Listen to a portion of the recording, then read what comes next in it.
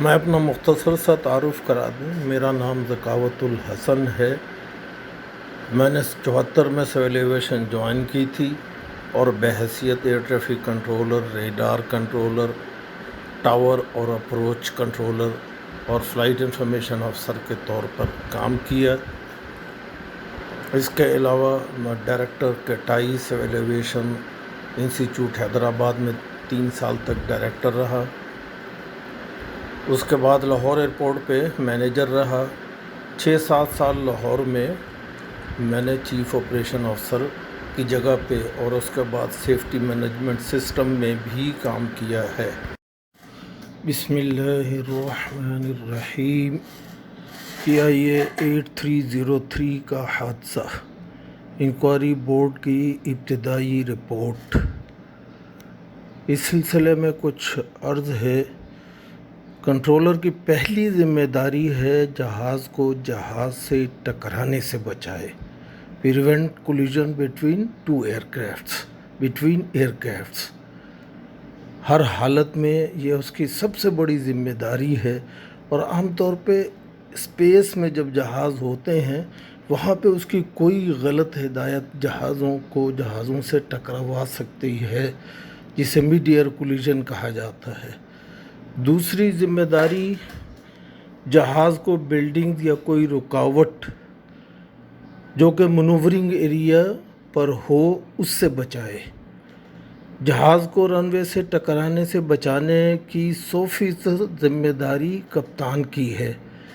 اس case میں اصل میں 8303 ایئر بس 320 کو کپتان صاحب نے رن وے سے ٹکرا دیا، جس میں ان کی ذمہ داری نہیں بنتی۔ یہ اپنی نوعیت کی پہلی تحقیق ہے کہ کنٹرولر بھی اس کا ذمہ دار ٹھہرا۔ یہ کیس ہی جہاز کو رن وے سے ٹکرانے کا ہے۔ کنٹرولر کے پاس ایسی کوئی کمانڈ نہیں کہ جہاز اگر غلط اتر رہا ہے یا رن وے سے ٹکرا رہا ہے تو اس کو روک لے کسی گیجٹ کے ذریعے یا کسی اور طاقت کے ذریعے یا کوئی ریموٹ کنٹرول کے ذریعے۔ ایسا کنٹرولر کے پاس کوئی ایسی چیز نہیں ہے۔ کنٹرولر نے بروقت بلندی اور فاصلے کی نشاندہی اس کیس میں کر دی تھی اور ہدایات بھی جاری کر دی تھی کہ 180 ڈگری الٹے ہاتھ مڑ جاؤ، ٹرن لیفٹ ہیڈنگ 180۔ یہ مکمل اور جامع ہدایت تھی جس کا مطلب بخوبی کنٹرولر بھی اور پائلٹ بھی جانتا ہے۔ ایک راؤنڈ کرو اس کا مطلب، اور دوبارہ ILS پر اسٹیبلش ہو جاؤ، یا وہ اس کو ویکٹر کرا کر ILS پر لے آئے گا۔ ہاں، بورڈ کو اس RT کا پتہ نہ ہوگا کیونکہ ایئر فورس کی اپنی RT ہے۔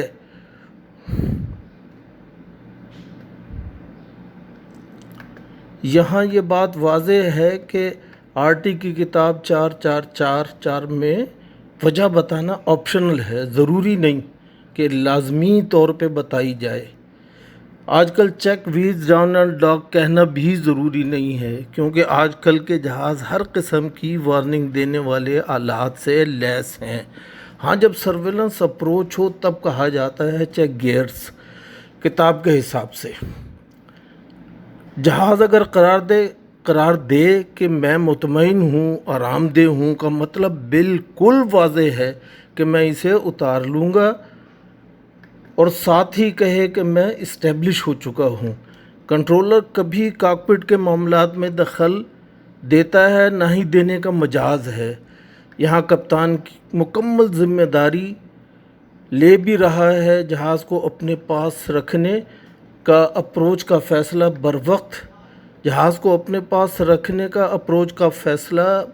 اور درست ہے، کیونکہ وہ اسے ہدایت دے سکے کہ گو راؤنڈ ہو تو اپروچ کنٹرولر مجاز ہے کہ جہاز کو ٹاور کو پہلے یا لینڈ کرنے کے بعد دے۔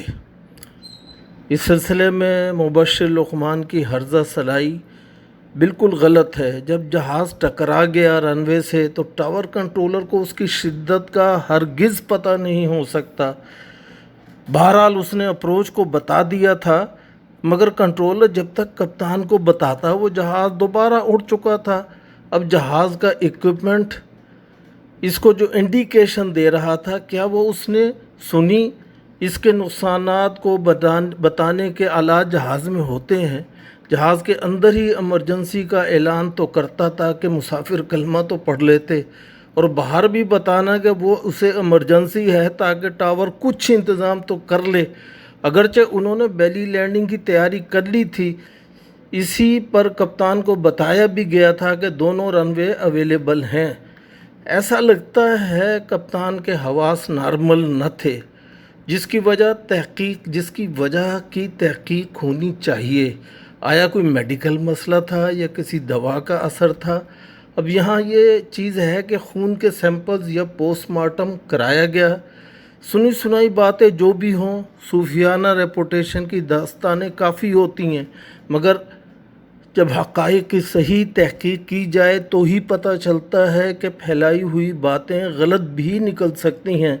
میں نے دیکھا ہے کہ حادثے کے بعد کپتان کبھی آسانی سے خون کے سیمپل نہیں دیتے۔ ان کا ہمیشہ کلام ہوتا ہے کہ پیلپا کو بلاؤ۔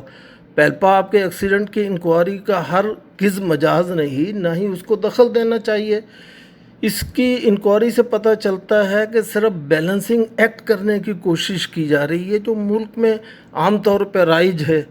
عدالتیں بیلنسنگ کر رہی ہیں، اس وجہ سے صحیح فیصلے نہیں ہو پا رہے، اور جو ہوائی حفاظتی نظام میں بھی اگر یہی روش اختیار کی جائے تو حفاظتی نظام کو زبردست خطرہ ہے۔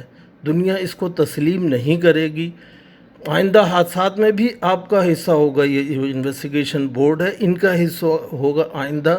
آئندہ ہونے والے حادثات میں بھی اگر ویور دیں گے یا فیور کریں گے یا سائیڈ لیں گے کسی بھی گروپ کی، معصوم کنٹرولر نکلوا بھی دیا جو آپ کے اختیار میں ہے، مگر یہ بہت غلط ہے، خاص طور پر ہوائی حفاظتی انتظام کے لیے۔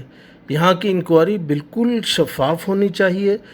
یہ انکوائریاں سیاست کی متحمل نہیں ہو سکتی۔ دوبارہ میں کہہ رہا ہوں کہ یہ انکوائریاں سیاست کی متحمل نہیں ہو سکتی، نہ ان لائنوں پہ ہو سکتی ہیں جو عدالت پاکستان کی کر رہی ہیں۔ بیلنسنگ ایکٹ، آرگنائزیشنل چیزیں جیسے لائسنسنگ کا معیار، امتحانوں کے پیپر لیک ہونا، پیسے لے کر پاس کرانا، اس طرح میڈیکل کے معیار آیا انیکس 1 کے مطابق یا نہیں، انجینئرنگ کے لائسنس متعین طریقے پر دیے جا رہے ہیں یا نہیں، کنٹرولر کے لائسنسنگ وغیرہ چیک ہو سکتے ہیں، ان کے پیپرز بھی چیک ہو سکتے ہیں۔ اسی طرح جو پائلٹس نے امتحان پاس کیے ہوئے ہیں ان کے بھی پیپرز چیک کیے جا سکتے ہیں، تو وہاں سے بھی یہ نتیجہ، کیونکہ یہ ان سب پیپرز کا محفوظ رکھنا بہت ضروری ہے۔ الذکاوت،